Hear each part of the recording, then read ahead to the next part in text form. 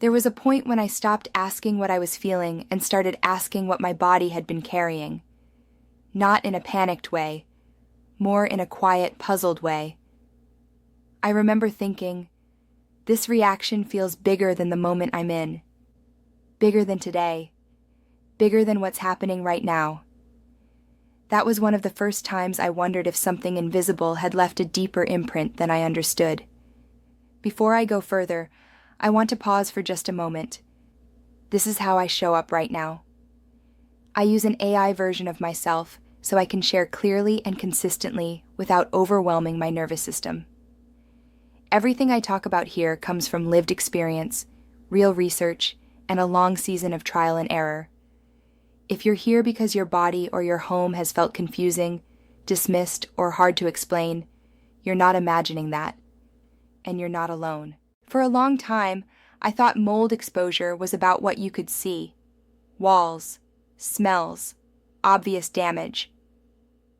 I did not yet understand mycotoxins.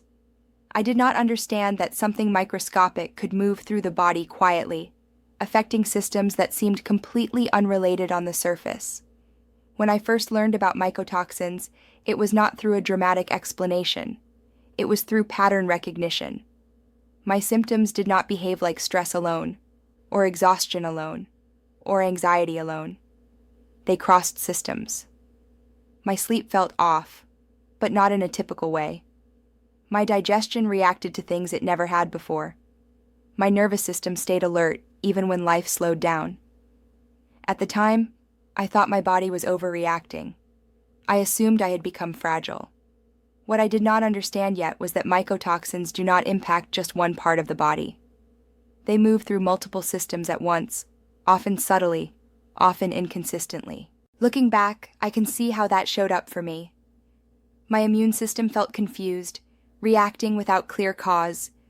My nervous system stayed stuck between vigilance and exhaustion.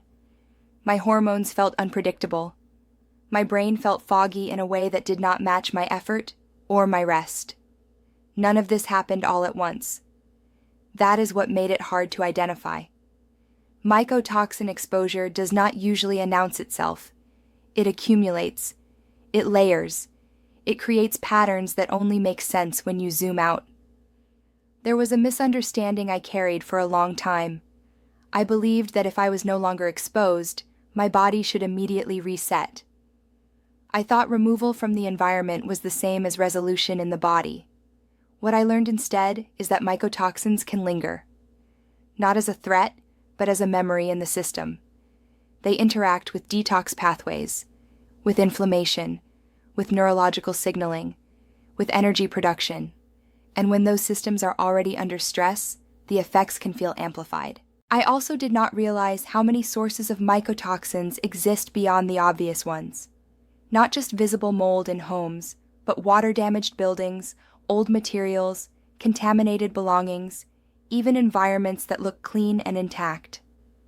That realization was unsettling, not because it created fear, but because it explained why my body reacted in places that felt unpredictable. Over weeks and months, I began to notice something important. When my system felt supported and not pressured, symptoms softened. Not disappeared, softened.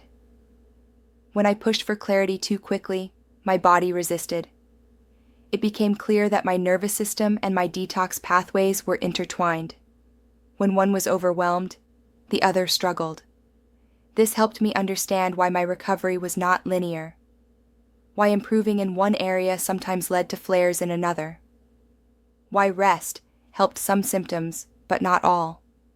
Why my body seemed to speak in contradictions. For parents, this realization can carry extra weight. I remember wondering how something so invisible could have affected my children differently than it affected me. Their bodies were still developing, their systems still forming. That awareness stayed with me, not as guilt, but as responsibility to listen carefully and move gently. What I know now is that mycotoxins affect the body as a whole. Not just organs, but communication between systems. And when that communication is disrupted, the body does its best to adapt. Those adaptations can look like anxiety, fatigue, sensitivity, or feeling disconnected from yourself. If you are experiencing symptoms that do not fit neatly into one category, I want to say this softly. That does not mean you are imagining them. It may mean your body has been responding to something complex and layered. As we move toward the end of this reflection, I want to ground this in something steady. Understanding mycotoxins did not give me instant relief. It gave me context, and context reduced self-blame. Healing did not begin when I had all the answers. It began when I stopped arguing with my body and started respecting what it had been navigating.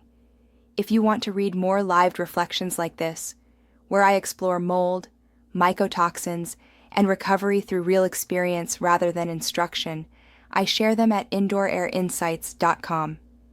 It is simply a place where I put language to what the body carries when exposure has been invisible and misunderstood. For now, you do not need to map every symptom. You do not need to connect every dot. You are allowed to acknowledge that your body may have been dealing with more than you realized, and that recognition alone can be stabilizing.